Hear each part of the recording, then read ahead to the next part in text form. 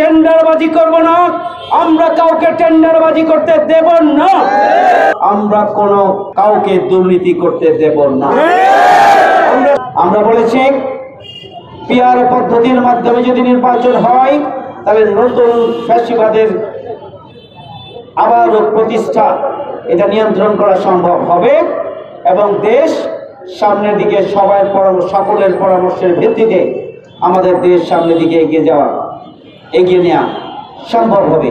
এই জন্য আমরা জনগণের ভোটাধিকারের যথাযথ মূল্যায়নের জন্য প্রতিটি ভোটকে যথাযথভাবে মূল্যায়ন করার জন্য, স্থিতিশীল বাংলাদেশ গড়ে তোলার জন্য, ফ্যাসিবাদ মুক্ত বাংলাদেশ গড়ে তোলার জন্য সবাই মিলে আমাদের প্রিয় বাংলাদেশকে এগিয়ে নেওয়ার জন্যই আমরা পিআর পদ্ধতির মাধ্যমে নির্বাচনের জন্য আমরা দাবি জানিয়ে আসছি। দুর্ভাগ্যজনক হলে সত্য, অন্তর্বর্তীকালীন সরকার এবং তার নির্বাচন কমিশন আগামী ফেব্রুয়ারি মাসের মধ্য ফেব্রুয়ারিতে যে নির্বাচন হবে সেই নির্বাচনটি কোন পদ্ধতিতে হবে এই ব্যাপারে তিনি কোনো বক্তব্য বা সমাধান না করেই তিনি নির্বাচনের জন্য একটা টাইম লাইন তৈরি ঘোষণা করেছেন। দুর্ভাগ্যজনক, বাংলাদেশের অন্যতম বৃহৎ রাজনৈতিক দলগুলো আজকে ঐক্যবদ্ধ হয়েছে।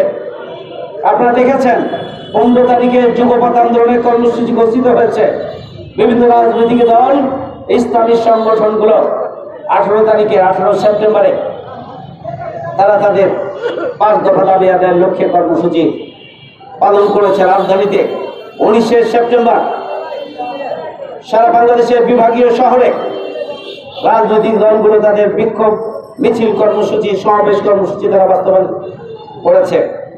আগামী 26 সেপ্টেম্বর রয়েছে দেশব্যাপী জেলায় জেলায় এবং উপজেলায় থানায় বিক্ষোভ কর্মসূচি 5 দফা দাবি আদায়ের লক্ষ্যে। রাজধানীতে আল্লাহর রহমতে আমাদের সেই শক্তি আছে, সেই সমর্থন আছে, জনগণের সেই ভালোবাসা আছে। রাজধানীতে আমাদের সেই সাংগঠনিক অনুভূতি আছে, সাংগঠনিক আভ্যন্তরীণ সেই মজবুতি আছে। আমরা দুর্নীতি করব না, আমরা কোনো কাউকে দুর্নীতি করতে দেব না। আমরা সন্ত্রাস করব না, আমরা কাউকে সন্ত্রাস করতে দেব না।